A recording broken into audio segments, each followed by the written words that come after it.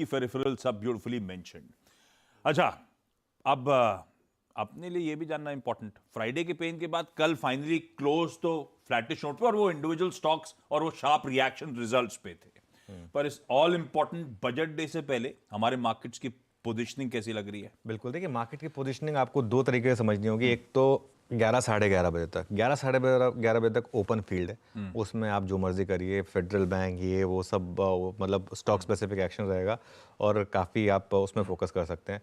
उसके बाद थोड़ा सा अपनी सारी पोजीशन को स्क्वायर ऑफ कर लीजिए और उसके बाद आप मार्केट में उतरिए। मार्केट की पोजीशनिंग काफ़ी कंफ्यूजिंग है। आई थिंक आप 4 लोगों से बात करेंगे, आपको 5 व्यूज़ मिलेंगे और उसमें एक रीज़न ये है कि जो आपकी पोजीशनिंग है ना, आप वो व्यू ले रहे हैं। अब मैं एक चीज़ बताता हूँ, इस समय जो निफ्टी है 24,500 पर है। कल जो इकोनॉमिक सर्वे में आया, अगर मार्केट को उससे डर लगा होता तो कल मिड कैप इंडेक्स में भारी करेक्शन आनी चाहिए थी। कल मार्केट में एक्चुअली आप देखें तो मार्केट का बिहेवियर एकदम ठीक ठाक था। निफ्टी गिरा था सिर्फ इसलिए क्योंकि रिलायंस का बहुत बड़ा इंपैक्ट था। रिलायंस कल 3-4% डाउन था, उसका इंपैक्ट था। कल का मिड कैप मार्केट देखिए आप, बहुत स्ट्रांग था। कल का आप ब्रॉडर मार्केट और एडवांस डिक्लाइन देखिए, वो बहुत स्ट्रांग था। तो अगर तो मार्केट को उस चीज़ से डर लग रहा होता तो ये मिड कैप मार्केट इस तरीके से नहीं होता। मेरा ये मानना है कि अगर कैपिटल गेन्स के साथ कुछ छेड़छाड़ हुई तो वो मार्केट में प्राइस नहीं है और इन दैट केस आप 23,000 से 23,500 तक भी देख सकते हैं निफ्टी में। मैं डराने के लिए नहीं कह रहा हूं, लेकिन मैं ये चीज़ कह रहा हूं कि ये होगा।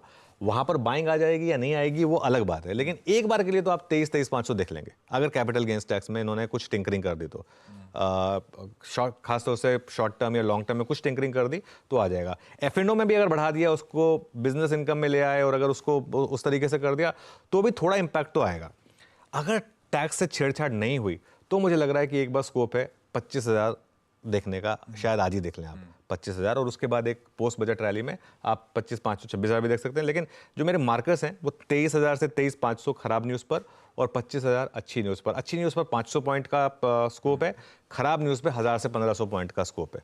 सिंपल। और एक चीज़, अगर कैपिटल गेन्स टैक्स में टिंकरिंग हुई तो मिड कैप और स्मॉल कैप मार्केट में बहुत बड़ा सेल ऑफ होगा और काफ़ी वॉलेटिलिटी संभव है यहाँ पर मिड कैप्स और स्मॉल कैप्स में। उसका उल्टा, अगर मिड कैपिटल गेन्स टैक्स में चेंजेस कुछ नहीं आए तो पिछले एक हफ्ते में जो बहुत बड़े बड़े एचएनआईज ने अपने सारे मिड कैप और स्मॉल कैप बेचे थे, कि अगर आप देखें ना कुछ ब्रॉडर मार्केट में वेरी क्वाइटली काफ़ी स्टॉक 10-15% करेक्ट हो चुके हैं। तो जैसे वो इलेक्शन से पहले हुआ था, तो वापस उन्हीं स्टॉक्स में उतना पैसा वापस आ जाएगा। और म्यूचुअल फंड्स के पास इस समय ऑलमोस्ट रिकॉर्ड कैश है, जबकि मार्केट इतना तेज चला है वो। तो अगर कैपिटल गेन्स टैक्सेस वगैरह में कुछ चेंजेस नहीं आए, झक मार के पैसा वापस मार्केट में लगाना पड़ेगा, क्योंकि जिसके पास वरना कैश होगा वो अंडर परफॉर्म करेगा। तो इसके लिए इस पैसे को लगाना पड़ेगा। तो it all boils down to कि कैपिटल गेन्स टैक्स और फिस्कल डेफिसिट में बेसिकली क्या आ रहा है। हाँ, और फिस्कल डेफिसिट ज्यादा डर नहीं, कैपिटल गेन्स टैक्स हमेशा की तरह एक हवा बना हुआ और इस बार भी एक सरदर्द है। पिछली बार मुझे याद पड़ता है वो स्पीच खत्म होने के बाद जब डॉक्यूमेंट आया था तो सब कंट्रोल F करके ढूंढ रहे थे कैपिटल गेन्स के, तो नहीं, कहीं जिक्र नहीं था। वो एक रिलीफ था। देखते हैं इस बार फिर से वो सरदर्द और कैपिटल गेन्स का अगर मैडम सीतारमन जिक्र नहीं करती हैं तो बढ़िया अपसाइड्स खुल सकते हैं। भाई साहब, हम 350 पॉइंट दूर हैं रिकॉर्ड उच्चतम स्तरों से और उसके बाद 25,000 के स्तर भी सामने खड़े हुए हैं। तो बस कैपिटल गेन्स पे सारा दारोमदार, कोई टिंकरिंग, कोई जिक्र ही ना करें मैडम, बजट पासिंग